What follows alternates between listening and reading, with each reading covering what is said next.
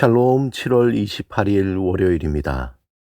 오늘도 하나님의 충만하신 은혜가 여러분의 삶 가운데 함께 하시길 소망합니다. 이 시간 시편 말씀을 읽고 묵상하며 하나님 앞에서 침묵으로 기도드리겠습니다.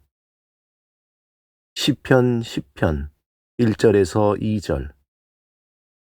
여호와여, 어찌하여 멀리 서시며 어찌하여 환난 때에 숨으시나이까. 악한 자가 교만하여 가련한 자를 심히 압박하오니 그들이 자기가 베푼 꾀에 빠지게 하소서.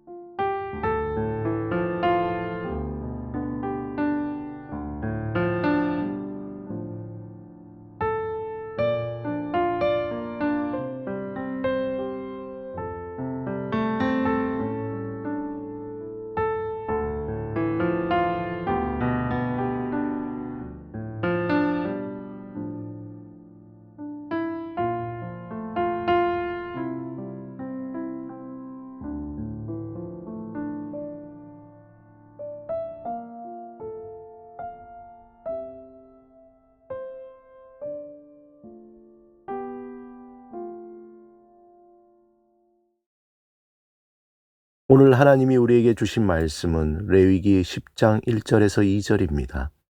함께 말씀을 읽고 우리에게 들려주시는 하나님의 음성을 듣겠습니다. 아론의 아들 나답과 아비후가 각기 향로를 가져다가 여호와께서 명령하시지 아니하신 다른 불을 담아 여호와 앞에 분향하였더니 불이 여호와 앞에서 나와 그들을 삼키매 그들이 여호와 앞에서 죽은지라.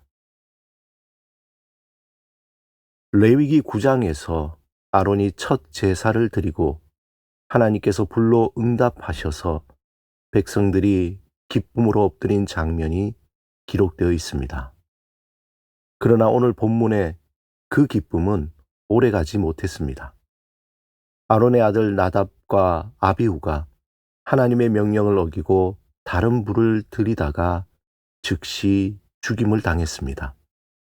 이 사건을 통해 하나님은 당신의 거룩하심을 분명히 나타내셨으며 오늘날 우리에게도 매우 중요한 영적인 교훈을 전하고 있습니다.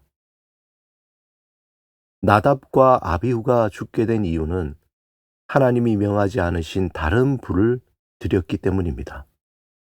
향불은 반드시 번제단에서 취한 불로만 사용해야 하는데 이들은 제사장이라는 특권 의식에 사로잡혀 자기 방식이 옳다고 여겼습니다. 오늘날도 마찬가지입니다. 하나님께서 원하시는 방법은 말씀에 순종하는 것입니다.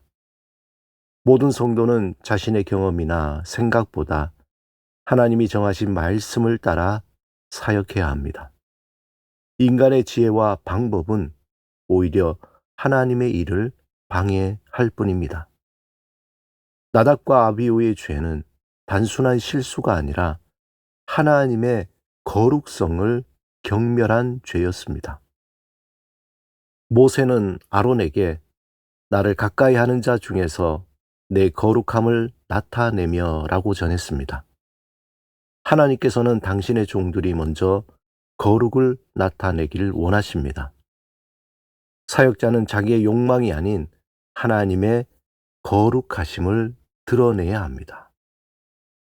특별히 주목할 것은 아론의 침묵입니다. 그는 두 아들을 잃고도 하나님 앞에서 원망하지 않았습니다. 이는 하나님의 주권을 인정하는 참된 믿음의 자세입니다. 이해할 수 없는 고난 속에서도 하나님의 공의와 주권을 인정하는 믿음이 필요합니다. 하나님께서는 이 사건 후에 제사장들에게 술을 금하셨습니다. 술은 영적 분별을 흐리게 하고 거룩과 속됨을 구별하지 못하게 만들기 때문입니다. 오늘날 사역자와 성도들도 마찬가지입니다. 하나님의 일을 맡은 자는 자기 욕망을 절제하고 성령 안에서 늘 깨어 있어야 합니다. 영적인 분별력을 잃은 지도자는 하나님의 백성을 바른 길로 인도할 수 없습니다. 하나님은 거룩한 분이시며 그분을 섬기는 자들에게도 거룩을 요구하십니다. 오늘 본문에서 세 가지 중요한 메시지를 전하고 있습니다.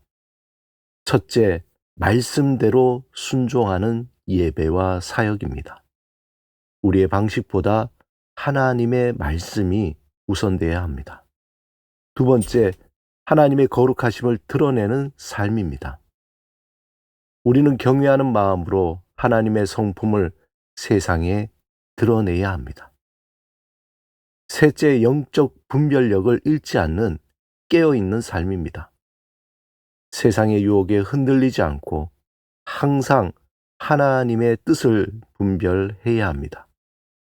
이러한 삶을 살아갈 때 하나님은 오늘도 우리를 통해 하나님의 영광을 드러내실 것입니다. 나답과 아비후의 죽음은 우리에게 경고이자 또한 교훈입니다. 하나님의 거룩하심 앞에서 그분이 기뻐하시는 거룩한 삶을 살아가시길 주님의 이름으로 축원합니다. 함께 기도드리겠습니다. 주님, 늘 경외함으로 순종하며 거룩을 드러내는 삶을 살게 하소서. 예수 그리스도 이름으로 기도드립니다. 아멘.